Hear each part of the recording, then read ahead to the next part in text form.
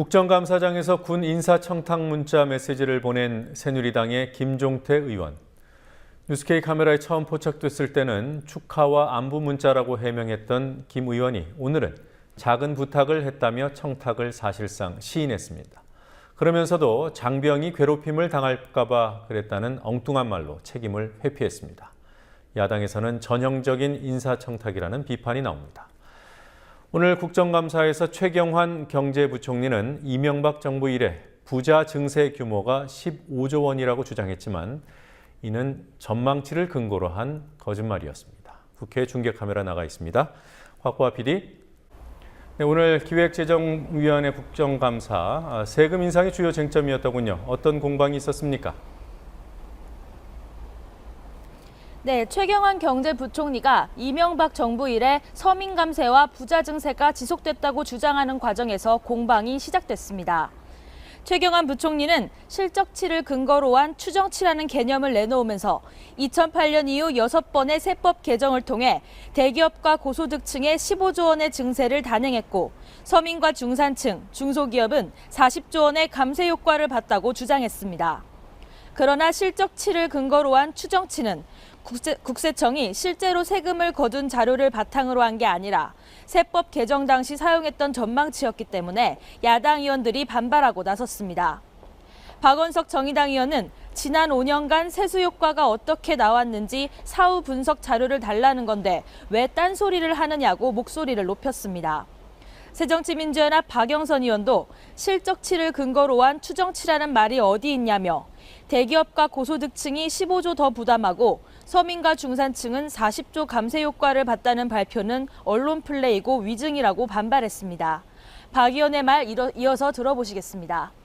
하는 통계 꼼수를 가지고 이렇게 시간을 낭비하는 거예요. 참 한심하다는 생각이 듭니다. 장관님 반성하셔야 됩니다. 그 통계 수치는 한마디로 말하면 2008년도 세제 개편 방향이 잘못됐다는 걸 입증하는 거거든요. 2008년도 세제 개편을 한 사람들 책임져야 됩니다. 누구시죠? 아마 이 자리에 제가 다 있는 걸로 알고 있는데요. 이에 최 부총리는 기재부가 보고하는 자료는 다양한 기법으로 분석한다고 맞섰고 여당 의원들도 세법 개정을 할 때는 모든 결과를 추정할 수밖에 없고 실제 실적을 통계내는 건 불가능하다고 최 부총리를 거들었습니다. 여야 의원들의 설전을 벌이자 기재위는 정회됐고 기재부는 오는 21일까지 관련 자료를 제출하겠다고 밝혔습니다. 전현직 대통령의 인척을 국감 증인으로 채택하는 문제에 대해서도 설전이 있었죠? 네, 기재위 야당 의원들은 공익재단의 지분을 출연하면 상속세와 증여세가 면제되는 문제, 그리고 청계재단이 이명박 전 대통령의 빚을 갚고 있다는 의혹과 관련해 이 전 대통령의 첫째 사위인 이상주 청계재단 이사를 국감 증인으로 신청했습니다. 또 박근혜 대통령의 오촌 외조카가 대주주로 있는 창업투자회사가 정부의 특혜를 받고 있다는 의혹과 관련해 외조카 정원석 씨를 증인으로 채택할 것을 요구하고 있는 상태입니다. 하지만 새누리당은 이들이 기재위와 직접적인 연관이 없다는 이유로 채택을 거부했습니다. 강석훈 새누리당 의원은 청계재단은 서울시 교육청 관할이고 박 대통령 인척 관련 사안도 산업통상자원위원회 등 다른 상임위에서 다뤄야 한다고 주장했습니다. 그러자 윤호중 민주연합 의원은 청계재단 문제는 전직 대통령의 인척이 있어서 안 된다는 것이고 박원석 정의당 의원이 신청한 증인은 현직 대통령의 오촌 외조카여서 안 된다는 것이 아니냐며 반발했습니다.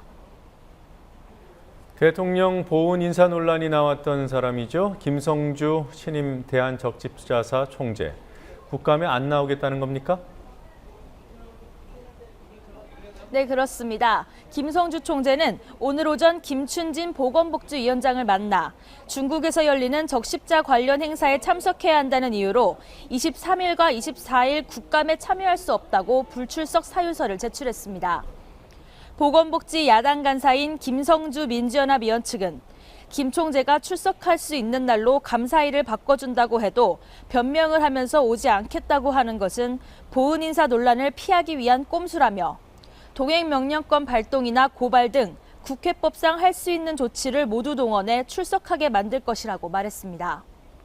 지난 대선에서 박근혜 캠프 공동선대위원장을 역임한 김 총재는 보은 인사 논란의 중심에 있었고 1년에 3만 원인 적십자비를 5년간 납부하지 않은 것으로 드러나 한적 총재 자격이 없다는 비판을 받은 인물입니다. 네, 야당 간사 이름하고 동명이인이군요. 산업통상자원위원회 국감에서는 노후 원전 폐쇄 문제를 두고 여야 의견이 갈렸습니다. 어떤 의견들이 나왔습니까? 네, 민주연합 의원들은 안전 문제를 들어 노후 원전을 폐쇄해야 한다고 주장하는 반면 새누리당 의원들은 경제성과 전력 수급을 이유로 노후 원전 재가동을 주장했습니다. 홍영표 민주연합 의원은 수명 종료 후 10년을 연장해 가동 중인 고리 1호기를 또 재가동하면 안 된다고 말했고 백지연 의원도 올 들어 원전이 7번이나 가동 정지되고 오늘 새벽에는 한빛 원전 3호기가 정지됐다며 고리 1호기 연장 사용에 반대했습니다. 그러나 김동완 새누리당 의원은 폐로가 능사는 아니라며 원전이 다른 연료에 비해 값이 싸고 경제성이 있으며 에너지 안보에도 이익이 있다는 점을 고려해야 한다고 반박했습니다. 국내에서 가장 오래된 원전인 고리 1호기는 2007년 6월자로 설계 수명이 만료된 후 10년 재가동을 승인받고 현재 가동되고 있으며 재작년에 수명이 끝난 월성 1호기는 올해 말 재가동 여부가 결정됩니다. 김종태 새누리당 의원이 국감 도중에 그것도 세월호 국감 도중에 군대 인사청탁 문제를 보내는 장면이 어제 보도됐습니다. 김 의원이 추가 해명을 했던데요. 어떤 내용입니까? 네, 김종태 의원은 문자를 보내는 장면이 포착된 그제는 모 부대 사단장에게 청탁 문자가 아닌 축하와 안부 문자를 보냈다고 국민TV 취재진에게 해명한 바 있습니다. 하지만 오늘 문자가 찍힌 사진을 보여주면서 다시 물었더니 축하 안부 인사 겸 작은 부탁을 한 것이라고 말을 바꿨습니다.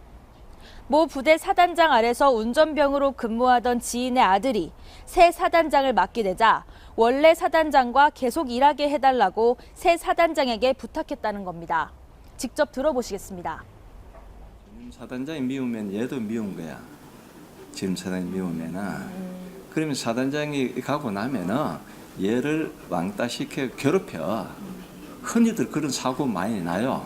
나는 그런 문제가 발생될까 싶어서 사전에 좀 알고 가서 조치 좀 하라.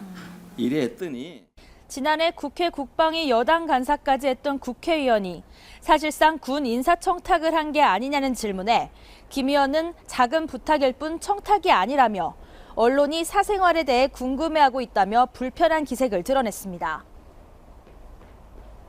네, 이 문제에 대해서 야당에서는 어떤 비판을 하고 있습니까? 네, 민주연합 박완주 대변인은 가뜩이나 국민들이 요즘 군대 문화에 대해 격앙된 상황에서 사회 지도층이 특정인에 대해 특혜를 주는 건 부적절하다고 말했습니다. 정의당 김종민 대변인은 인사청탁의 전형적인 사례라고 평했고 통합진보당 홍성규 대변인은 많은 언론이 보고 있는 국감장에서까지도 이처럼 버젓이 오고 가는 것이라면 실제 상황은 더 어떻겠냐며 새누리당이 과연 관피아나 철피아 등을 비판할 자격이 있겠냐고 말했습니다. 지금까지 국회에서 국민TV 뉴스 곽보아입니다.